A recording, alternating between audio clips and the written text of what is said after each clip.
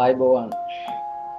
අද ඔබට අප ඉදිරිපත් කරන්නේ තම නිවස් වලට නිරන්තරයෙන් ඇතිවන ඇස්වහ කටවහ හෝවහ අඬෝ වැඩියා දෝෂ දෝෂාන්තකාරයන් සාර්ථකව දුරුගත ඇති සාන්ති කර්මයක්. මේ සඳහා මෙන්න මේ පූජා ද්‍රව්‍ය ටික පළමු කොට සූදානම් කරගන්න වෙනවා. අඩි ප්‍රමාණයේ සුදු රෙදි කැටැල්ල. දෙහි ගෙඩි 4ක්. පහන අබෑට ටිකක් හෝ ගම්මිරි සැට 3ක් හෝ කීපයක්. සාම්ප්‍රාණි හෝ හඳුන් කූරු ටිකක් අවශ්‍ය වෙනවා. ඊට අමතරව නිවසේ 4 කොණින් ලබාගත් පස්විටි 4ක්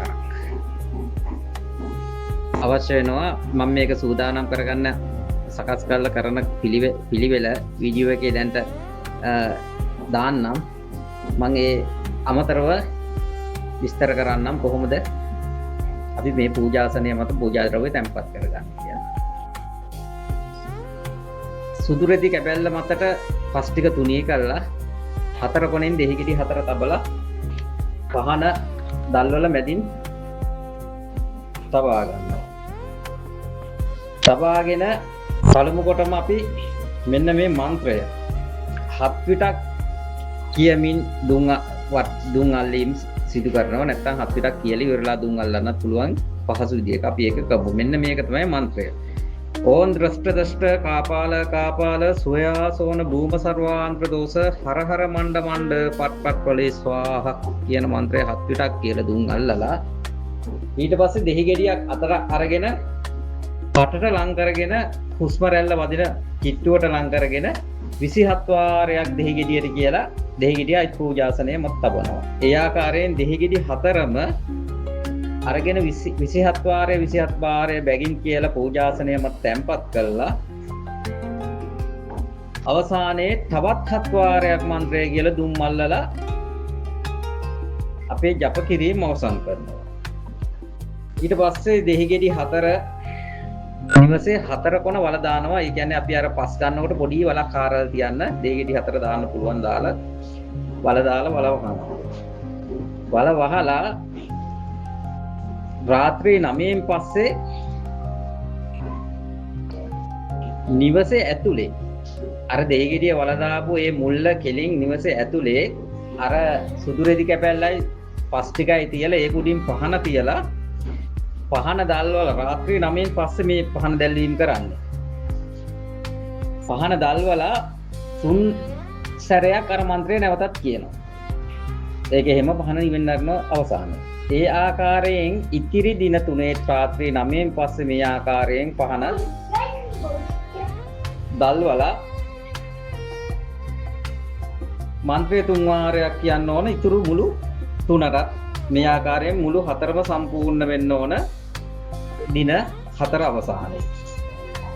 ඊට පස්සේ 5 වෙනි දිනේ දෙහි ටික ගොඩට අරගෙන එතනම තියලා කකුලෙන් පාගලා දෙහි ගෙඩිය තලන්න ඕන. තලලා ඒ දෙහි ගෙඩිය 4යි. පස් ටිකයි දෙහි ගෙඩිය 4 ගලාගෙන යන ජලයකට දාන්න ඕන. පස් ටිකත් එහෙම්ම ගලාගෙන යන වතුරක රෙදි කෑල්ලේ උතලා හොඳට හොදලා සම්පූර්ණ දිය කරලා හරින්න ඕන. නැත්තම් පස් ටික ගෙදර ටැප් එකක හොදලා දිය කරලා හැරලා එහෙම දිය කරලා හරියට ගැටලුවක් නැහැ. ගලාගෙන යන ජලයක ජල පාරක හොදලා යවන්න පුළුවන් නම් ගොඩාක් දුරට මේ දෝෂ දුරු වෙනවා. මේ ක්‍රමවේදය තුලින් සියලු දෝෂ දුරු වී නිවස තුළට ක්‍රමයෙන් සෞභාග්‍ය සතුට ප්‍රීතිය උදා වෙනවා. ඔබට අත්දැකීමෙන්ම දකින්න පුළුවන්. යම් ආකාරයකින් ප්‍රතිඵල ප්‍රකට නොවනවා කියලා හිතෙනවා නම් එහෙම දැනීමක් ඇති වුණා නම් තව සති 2කින් හෝ මාසයකින් නැවත වාරයක් කරන්න. ඒ වගේ 3 වාරයක්. ඒ කියන්නේ සති 2කින් කරුවොත් ආද කරා නම් ඊළඟ සති 2 ඉතල ඊළඟ සති 2 කරනකොට 3 වාරයක් කරනකොට අනිවාර්යයෙන්ම ප්‍රතිඵල ප්‍රකට කරනවා. මේක අද්දුටු දෙයක්. එසේ ප්‍රතිඵල ප්‍රකට නොකරන යමෙක් හිටියොත් අපිට මේල් එකක් හෝ කමෙන්ට් එකක් දාන්න. මොකද මේ මන්ත්‍ර නාමාක්ෂරයත් එක්ක ගැළපීමේදී ඔය සිද්ධි සාධ්‍ය සුසිද්ධි අර කියන කොටස් 4කින් තමයි මන්ත්‍ර ඝන පිහිටෙන්නේ. තමන්ට. මේ අර කියන කොටසට වැටුනොත් යම් කෙනෙක්ගේ නාමාක්ෂරයත් එක්ක මේ මන්ත්‍ර 100% ප්‍රතිඵල ලබා ගන්න පුළුවන් නොවෙන්න පුළුවන් ප්‍රතිඵල ප්‍රකට නොකරන්න පුළුවන්.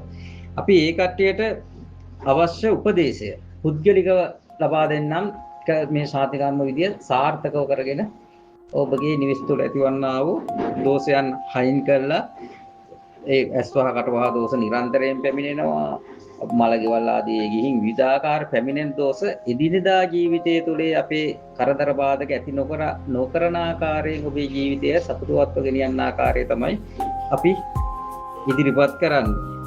ඒ වගේම අපි ආරාධනා කර සිටිනවා සෑම දිනාටම මේ ශාන්ති කර්ම සිදු කරමින් තමන්ගේ නිවෙස් තුළට සෞභාග්‍ය කැඳවාගෙන ඒමට කටයුතු කරගෙන උත්සුක වෙලා තමන් හම්බ කරන දේ රඳවා ගැනීමට අවශ්‍ය වන්නා වූ පරිසරයන් නිවෙස් තුළ හදා ගැනීමට අවශ්‍ය වන්නා වූ මාර්ගය සකස් කරගන්න අතරම මේ විශ්ව ශක්ති ධර්ම කැටිකොටගත් ශාස්ත්‍රය මෙතෙක් සුරක්ෂිත කරගෙන සැමටම පරම සුවයක් වේවායි කියලා අදිෂ්ඨාන කරන මෙන්න කාරුණිකව ඉල්ලා සිටින අතරම මේ අද වීඩියෝ එකෙන් අපි අදට නවතිනවා.